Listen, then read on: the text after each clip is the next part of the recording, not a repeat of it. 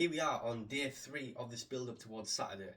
The first couple of sessions I've done this week, I've talked about our environment from a kind of emotional sense, our thinking and thought processes, and how that can help us build habits towards our potential.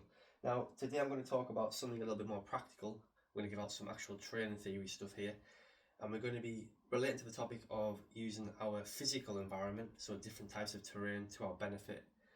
Specifically using short hills and where these have come from, why we do them, and how you need to change the hill depending on what type of runner you are and what you want to focus on. Also, why the West is slightly different to Africans in terms of how we use this system and why the systems came from that. So how long I talk here depends on if this video goes straight on this group or it's going to go on YouTube again, but it could be a long one because I need to give you some background. So, using terrain to our benefit. Now, if you go over to Kenya, Ethiopia, Uganda, they don't have a lot of the access to the gyms, and there's no one gym in Kenya. I don't believe there is. It's not widely available. There might be more now, but there certainly wasn't 20, 30, 40, 50 years ago. So they have to get their strength, power, elasticity in their tendons, etc. from the natural environment.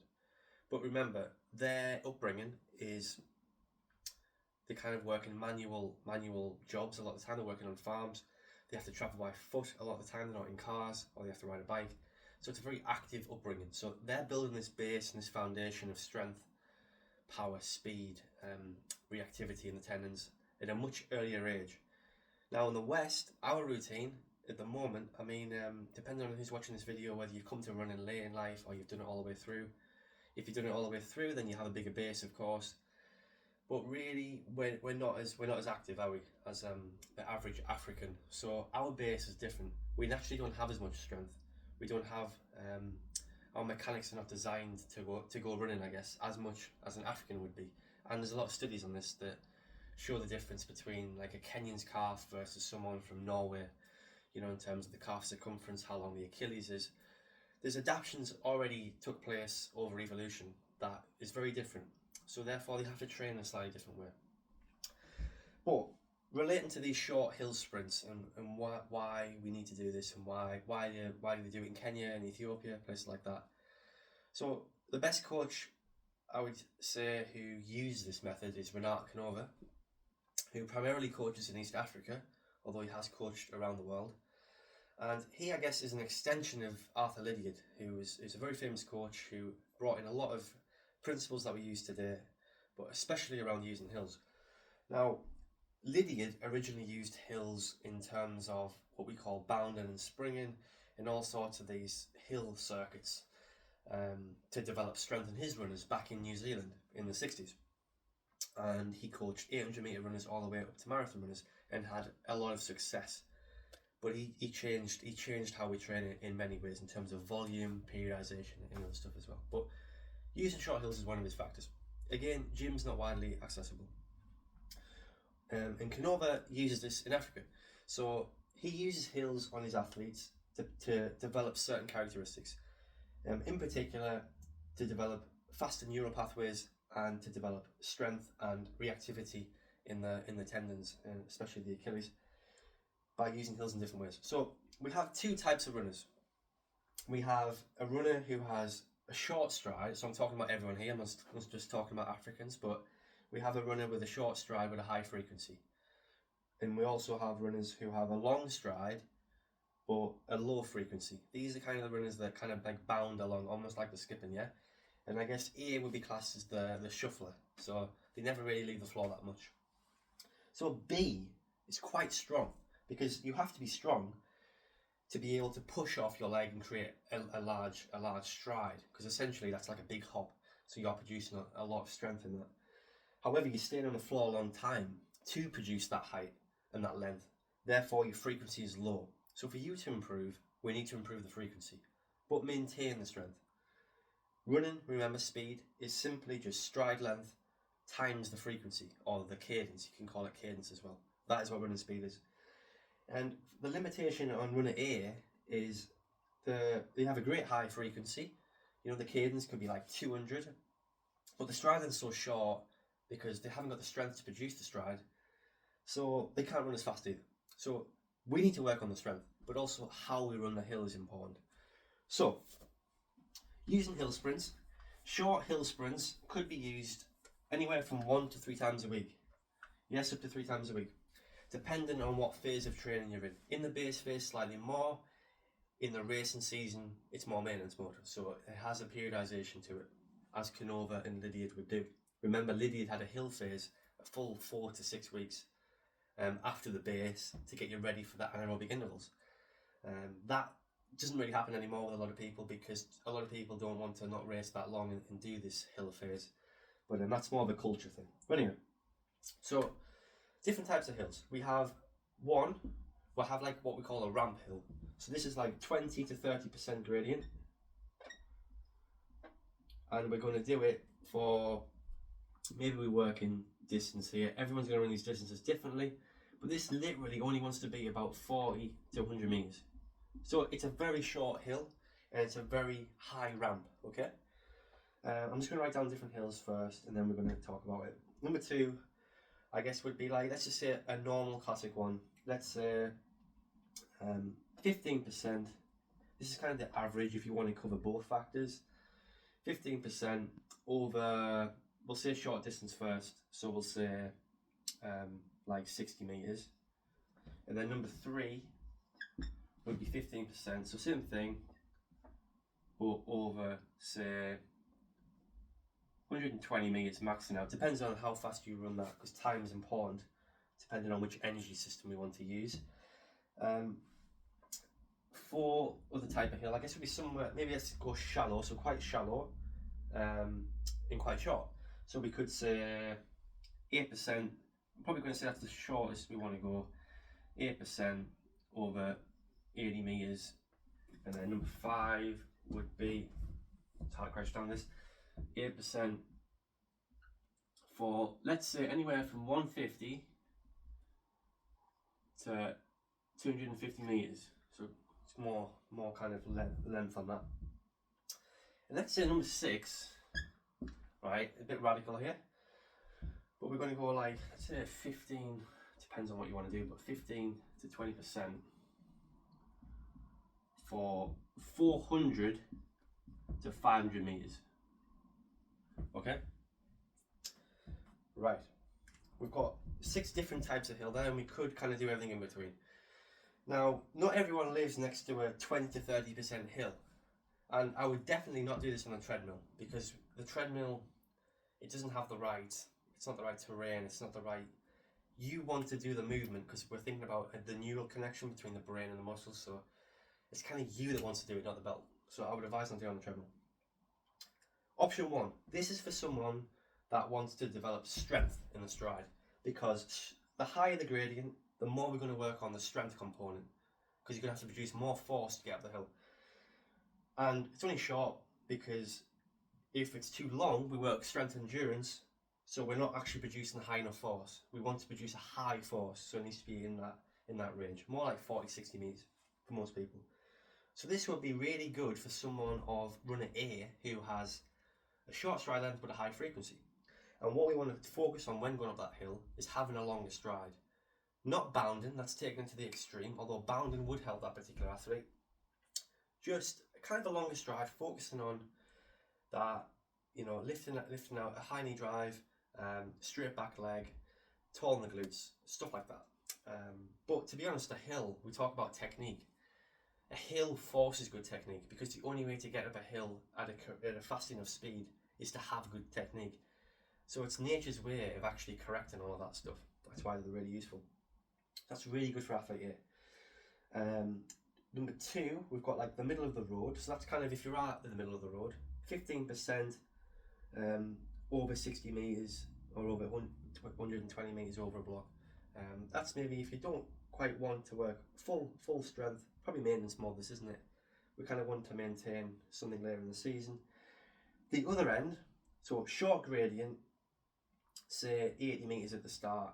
What we want to work on there is our frequency. So we're producing high force still by having this 8% gradient, but we're working on a high frequency, so we're focusing on turnover. So the cue you would give this athlete for athlete B, who has their technique is a long stride and low frequency, you would say shorten your stride a little bit and have a higher frequency. And that's one way to kind of correct that, okay? You don't want to lose all that strength, but if they are overstriding, you kind of want to bring that back a bit. And there's a great post on Let's Run about that. Canova talking about one of his athletes who had this characteristic, and he used this hill in a certain way to change this athlete over time. He did this like 3 times a week.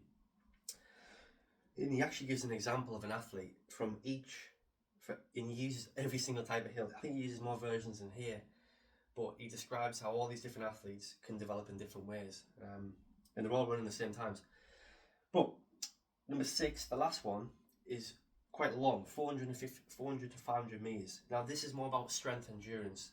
It's almost more of a session. You wouldn't do this kind of separate to a hard day and kind of in between.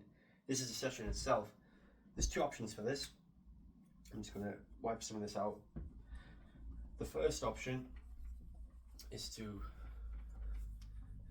do a session of it with repeats, and the other option is to layer it on the back of something. So you've got this really long rep. So option A, you could do, for example, 6 times 50 meters on a 30% incline, okay? And then you could do 1 times 500 meters, basically on the same hill. It's 30%, which is going to be a killer, all out. So what we've done is we've worked on our strength, and then we're applying an endurance factor. So then we're going to work our strength endurance. So this is going to help us in athletes who have good strength. They maybe have good reactivity, so they have a high frequency, but they can't maintain it for very long. So we want to work on the strength endurance. And this is a good way, especially if someone's phasing in from a base phase towards a racing phase, especially if they're doing something on the track or like shorter distance. It's like a transition. A few sessions of these is a really good transition towards that. They make you really fit as well, because you're getting that distance, you're getting a little bit of VO2 max focus as well, especially working on a 30% gradient. Think of the gravity, working against gravity, so your heart has to pump a little bit harder. So we're going to promote some stroke volume adaptation there as well. But yeah, a very effective session. But how many people want to go and run 500 meters of a 30% incline all out? There's not many. And B, I guess the other session would just be to do a repeat of that. You won't want many. So maybe even just 4 to 6 times, I would say more 400 meters, but I think 30% is a bit excessive. You want to say like 20-25%. And if you think about it, geographically, where do we do this? We do this, that's Hutton Hill. That is Hutton Hill, 20-25%. But we're running them all out. And the recovery, which I haven't really talked about on all these hills, but the recovery on this given session, you want like 4 to 5 minutes. Full recovery. Almost think like a sprinter on that, because you want to produce the most force possible over that 500 meters. As for all the other examples I gave on the hills, the recovery is long. It's not an endurance session. So even when you were doing the 40-60 meter short, sharp ones, they're like 90 seconds recovery between every single rep. So it's quite a long space of time, I guess. And you're only running for 10, 15, 20 seconds. But you need the full recovery. It's not an endurance event. We want to produce as much force as possible. Last thing, on producing as much force as possible, probably should have went into this at the start a little bit more. Kind of the why. I think it's kind of obvious why, I guess, we're doing it, but from a scientific point of view,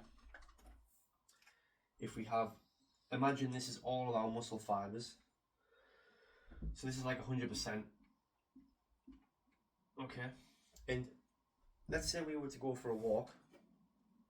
We might use this much, like 20%, okay? And our muscle fibers in our body recruit based on how much force is needed. So when we go for a walk, it's slow twitch fibers that are doing the work, and we can do it forever. As the intensity goes up, all the way from a walk to say threshold, LT2, something like that, to like sprint up a hill, the amount of muscle fibers that we recruit goes up. So when we're doing these hill sessions, when you're doing these 20-30% ramps for like